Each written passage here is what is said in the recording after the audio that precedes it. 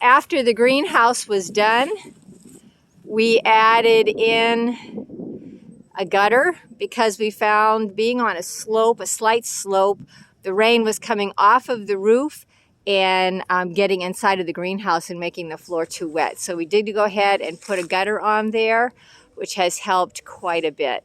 Well, let's go take a look around this side of the greenhouse. Here's our door to get in.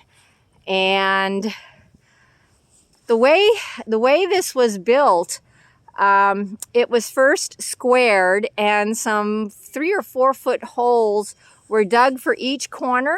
Concrete was poured in, and then the boards for the corner were sunk in there. And it might not be a bad idea to use pressure treated wood for that, although it's not really a great idea to use pressure treated wood in your growing area. But for the corner, it might be really good because it is going to probably sustain better.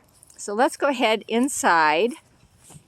All right, and I usually keep a mesh door, a magnetic mesh door there to keep out birds and moths, although the moths seems to still be able to get in. So it is about 36 degrees outside. It is 9:30 in the morning, 9:50 in the morning. And the temperature in the greenhouse right now is about 50. So once the sun comes up, it's going to be pretty warm in here. And here's my winter crops. These I planted in August, and the spinach. And then the end of December, I put in some pak choy and a lettuce mix and a little bit more spinach. So here's the cilantro. I usually let it grow quite big and bushy, and then I cut it back so that it's about 4 inches tall and let it regrow. We're in regrow stage right now, so it's growing back actually quite nicely. Hasn't been all that long since I cut it, and it has not been warm, so I'm quite pleased with the growth that we're getting. So the kale. Kale is an amazing winter crop.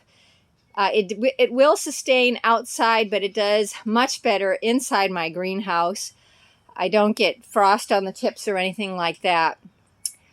Let me just give you a little view around the inside of the greenhouse in case you think you might want to build something like this. So we go up to the ceiling, down. I've got some screens there that I put in the windows sometimes, the lower windows. I've got some screens on there right now.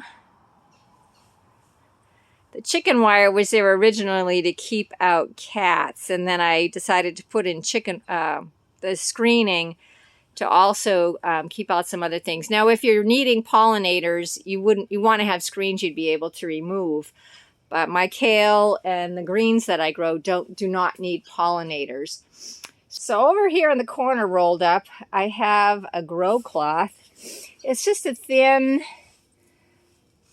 fabric, a non-woven fabric that can be purchased in different weights. So you can get it just to keep insects off. You can get a medium weight. You can get a heavy weight if you're trying to protect for cooler weather.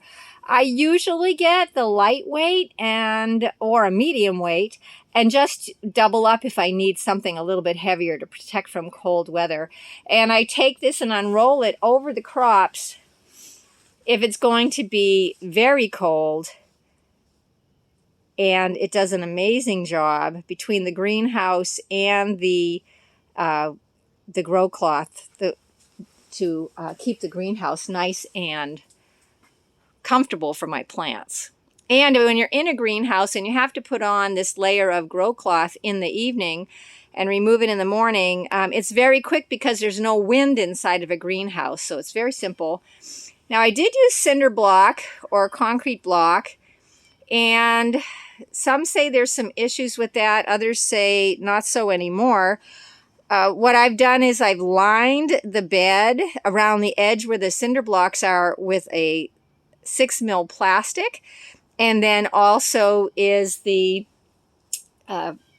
landscape fabric underneath. And the mix in my grow beds here, my grow bed, is a Mel's Mix, which is 1/3 peat moss after it's been fluffed up, 1/3 coarse vermiculite, which is getting harder to find, and 1/3 of a mix of various composts.